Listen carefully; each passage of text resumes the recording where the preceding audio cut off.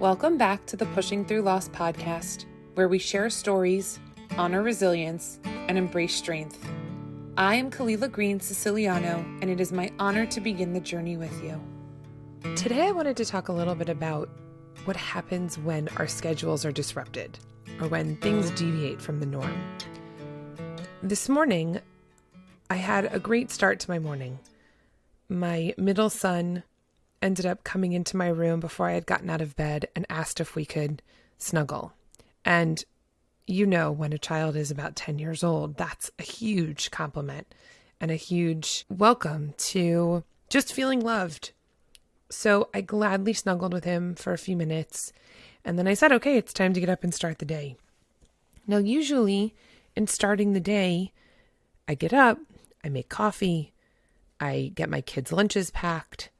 I end up then getting into the shower and getting dressed, and then getting them up and ready.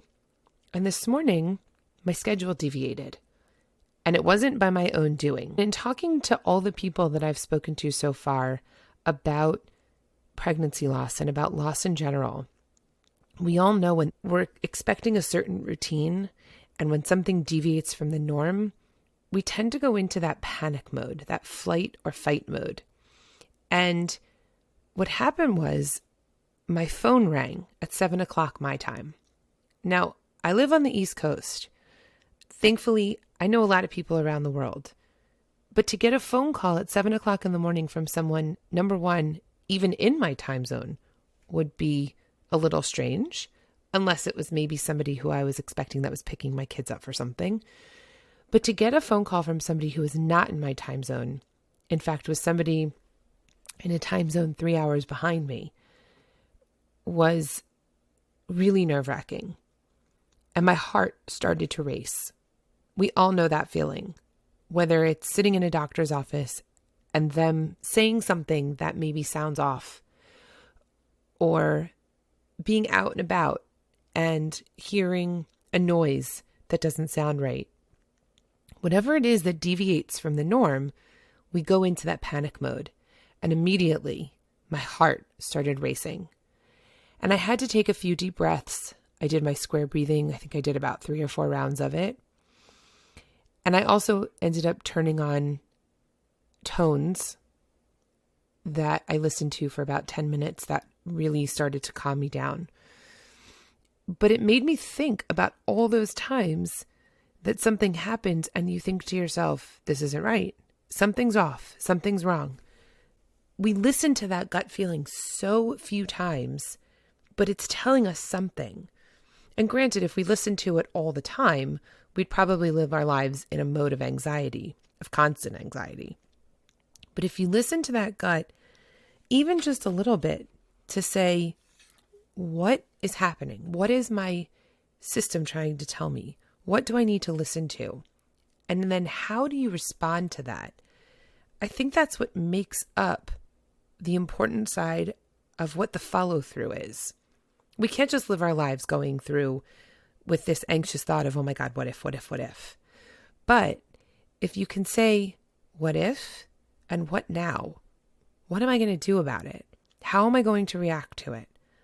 I can flip my lid. I can totally lose my cool and let my heart race and not bring it back down and ground my head. But what good would that do? I won't be able to address the situation. I won't be able to calm anybody down, let alone myself.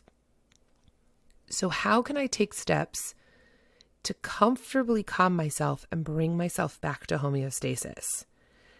I can understand the emotion, I can process the emotion, and I can really go into feeling it. Have the courage to just be, because that's what we all are doing. We're being in the moment.